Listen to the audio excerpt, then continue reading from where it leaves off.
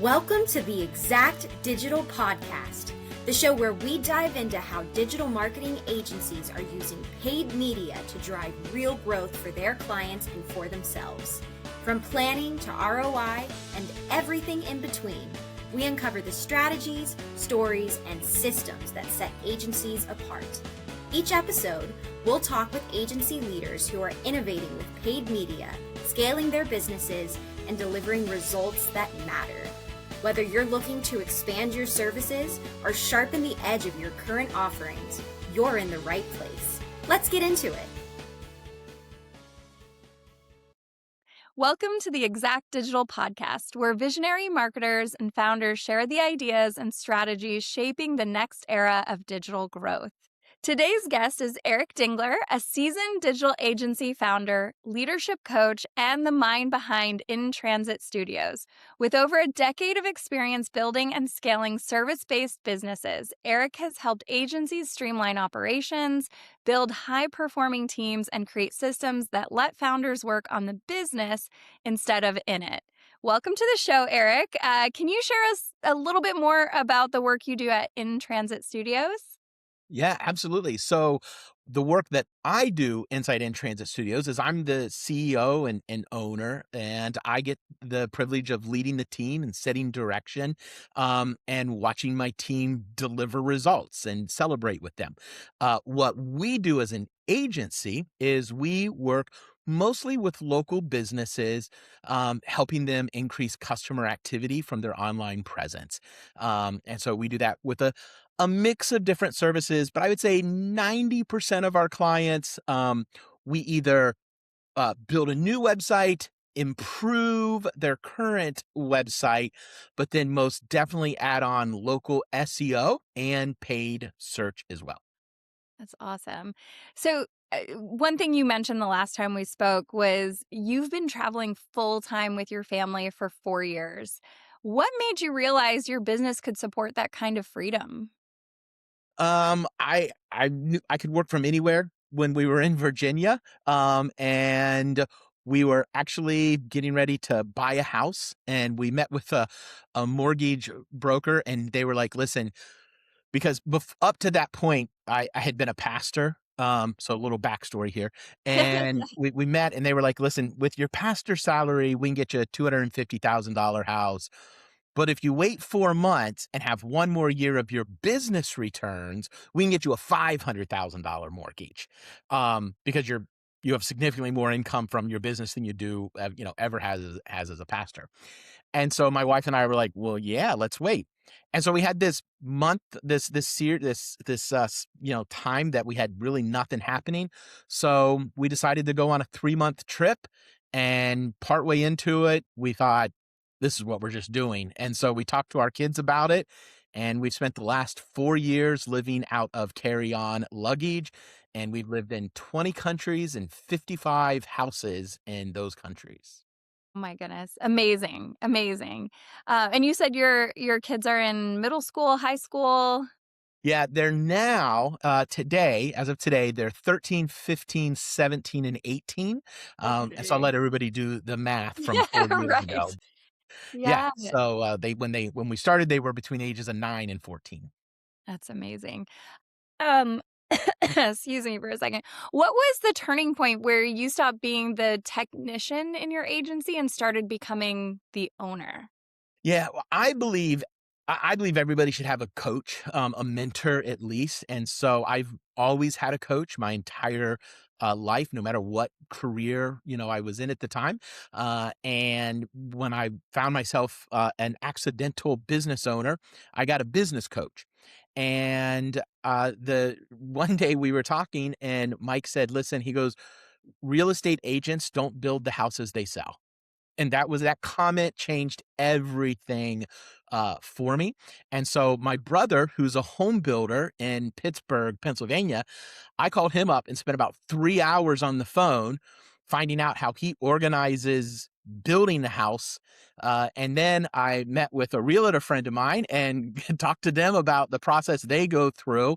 And I thought, okay, we're gonna put the two of these together, and I'm gonna build a team that can build, and I'm going to sit over here in the selling seat and the real estate agent. So I just kind of took it from there and developed my agency along that philosophy. Nothing new. I mean, a Yeah. lot of agencies operate that way, but that's what it took from me.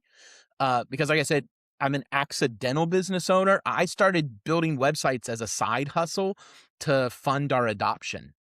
Mm. We needed to make $50,000 to fund the adoption of our two oldest kids, and we wanted to do it debt free. And I knew how to build websites. And at the end of our adoption uh, journey, bringing our kids home, my wife and I looked at each other, and I owned a business, and we decided to just keep doing that.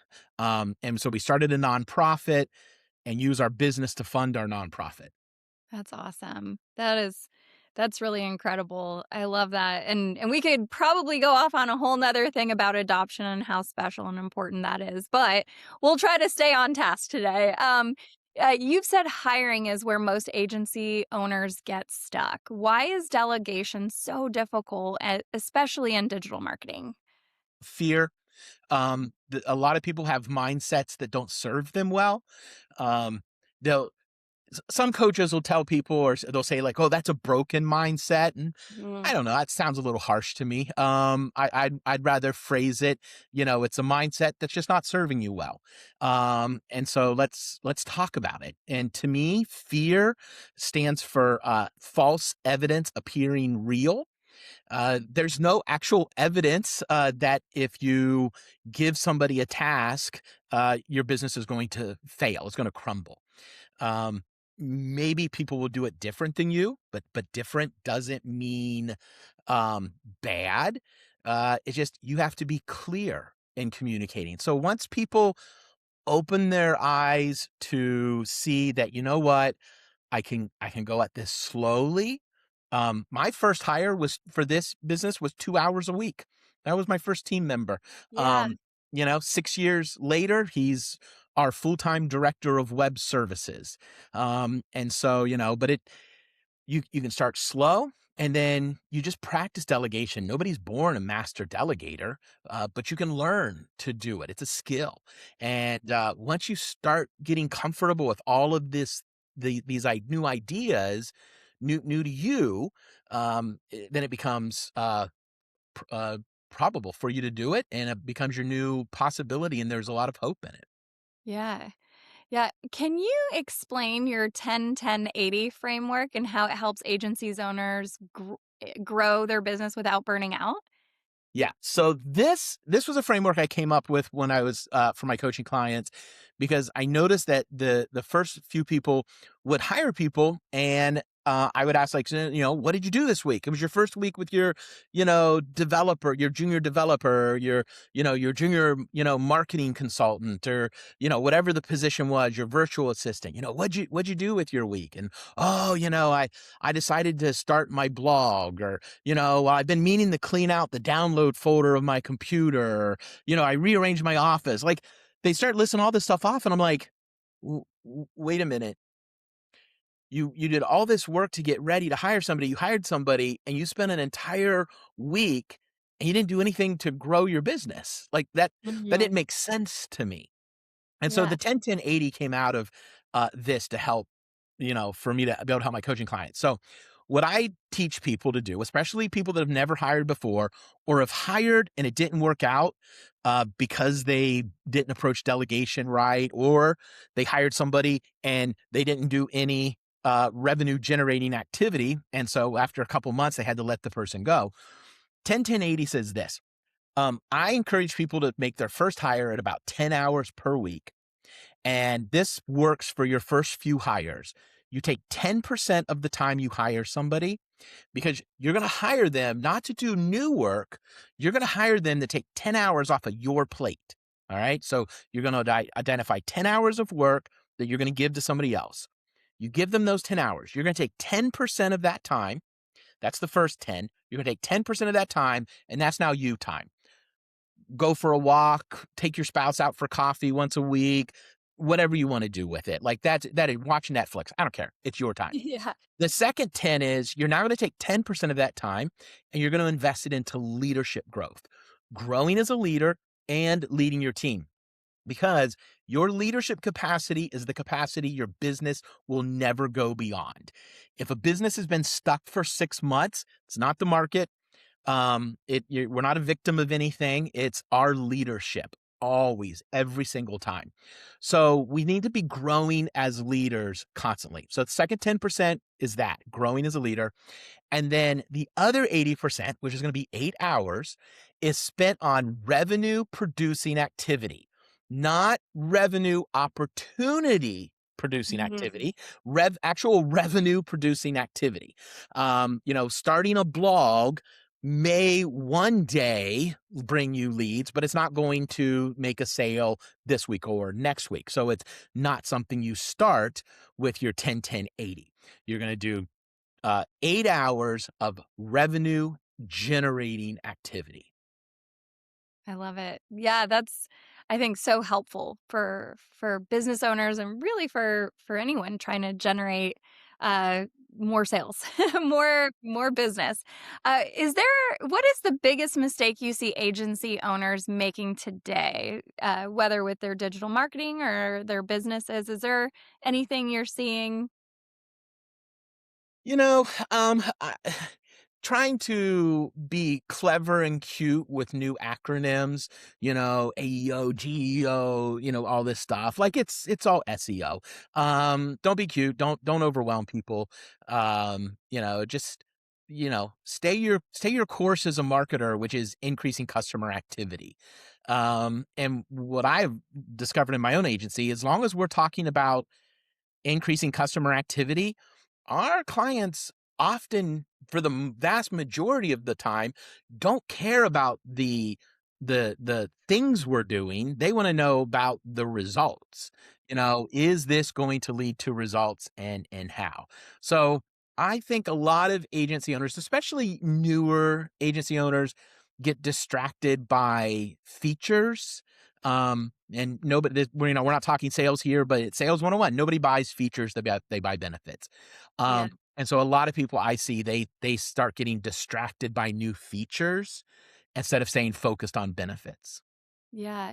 You talk about gap hiring and using partners. So, how should agencies decide what to outsource versus keeping things in-house? Do you have any tips there? Yeah, well, I like to, so I think the best approach of this, especially starting out, is to keep in-house client support as far as client relationship kind of stuff. We call it we have junior digital marketing assistants. And what these people do is they talk to clients, they get to know the clients, they gather information from clients, and then they pass it along to fulfillment partners. Just such, for example, you all could be the type of fulfillment partner we would use. And what the benefit to that is, let's say if I'm going to hire somebody to do paid ads, well, to get somebody that's really, really good at it, and if I'm gonna really attract top client, I'm gonna have to pay a pretty decent salary for that. But if I only have 1 or 2 clients right now, I'm gonna have this big space between, what our capacity and what we're actually producing at the time. And then eventually I'm going to sell and sell and sell. And that person is now going to reach, they're going to be now working at their capacity. But now I'm going to keep selling beyond what they can do. And they're going to come to me one day and go, "Oh, I can't do it all. Like I need more help." Well, if I go then to hire another full-time person, I've got this big time frame where I've got this heavy expense and not a lot of revenue coming in to cover it. Or I'm going to take all the work and I'm going to divide it between 2 people. And now neither one of them has actually got a full-time workload. Working with fulfillment partners lets me grow at a pace that I can handle without taking on significantly large overhead. Because I'll be honest, and this sometimes accidentally offends people, and I don't mean it to this way, but I can hire a really, really good project manager and project coordinator, um, with at a lower salary.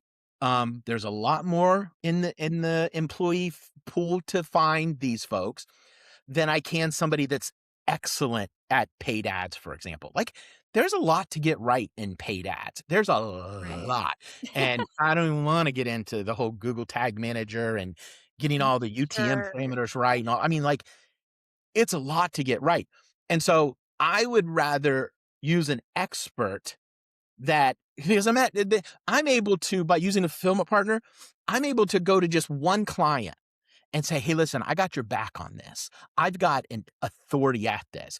And instead of me having to go out and spend 80, 90, 100, 120,000, $150,000 a year to try to hire somebody, it's at this like, "Oh, this one project, this one thing, you can do it. And honestly, I'll let you deal with the headaches of hiring and training." And not just hiring, but that's the training. Things are constantly changing and Mhm. evolving and stuff like that. I don't wanna keep up on that, to be honest. Yeah. I want you to do that so I can keep focused on my team, and my team can stay focused on our clients. Yeah. Well, you actually just answered my next question was how partnerships have helped you scale in transit studios. So unless there's anything you want to add to that, we can go on to the next question. I think you answered it perfectly. So what should agency owners look for when they're looking for partners, and what do you look for when you're trying to find that right fit? Yeah, believe it or not, I look for the same thing that I do when I'm hiring someone, and they're the 4 Cs. So whether I'm looking for now, I don't necessarily do this when I'm looking for somebody for just a one-time project. There'll be times we'll need somebody, a freelancer or something, and we'll go, hire somebody for that, and we find somebody, and we just honestly look at their capabilities. What can they do the job? If so, great. Here Yeah. you go, job done. When I'm hiring somebody to be part of my team, and I consider our fulfillment partners part of my team. It's just like I have a financial advisory team. It's Yeah. my business banker, my financial advisor, my tax accountant, my bookkeeper. That's my financial advisory, team.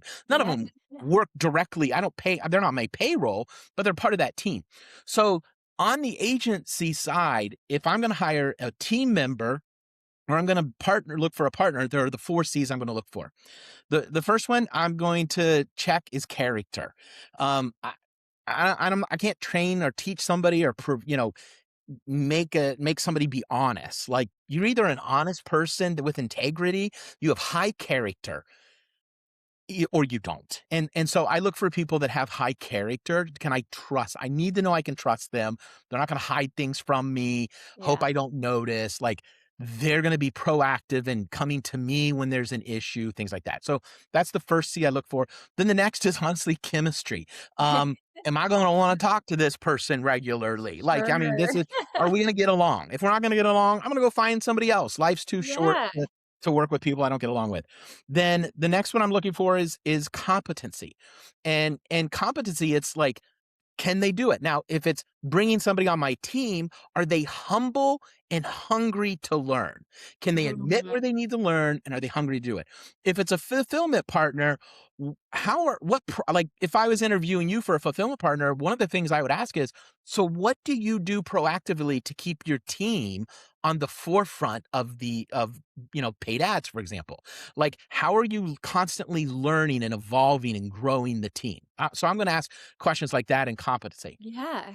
And then the final one, the fourth and final one is calling. Mm. Are you driven to do this for a reason, or is it this is the business we're in and it makes us money and it's good and we like it, and that's fine. I have no problem with that.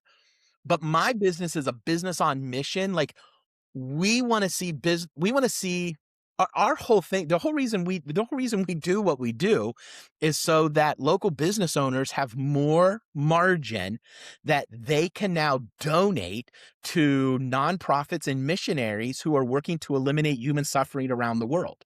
So if we can help them grow their business, they have margin, more money to donate. And we model that by donating to our own 501c3, to donating to other 501c3s.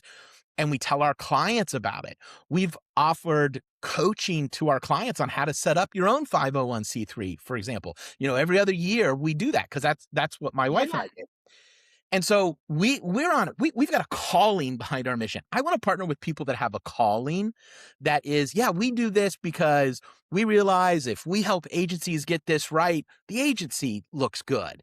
Like they're like, that's a calling. And I think that's cool. It doesn't have to be changing the world. It can be when we help an agency owner, they sleep better at night, and that helps them be a better, spouse. It helps them be a better person in their community, a better leader. Maybe they can hire somebody else. Like, I don't care but I want there to be a calling. So those are the 4 things I look for. Yeah. Character, chemistry, competency, calling. Oh gosh, I love that. I feel like gosh, you are the second person today that have kind of inspired me today just in a conversation. So I think that's really incredible. For agency owners who want more freedom and scalability, what is the first step they should take today? What would be the first thing they should do? Ask themselves what's holding them back. Like, what are you afraid of to hire help?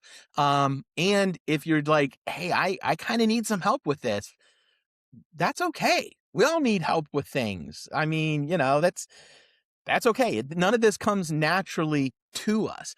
And so, I would be honored if people would like to get some help from me.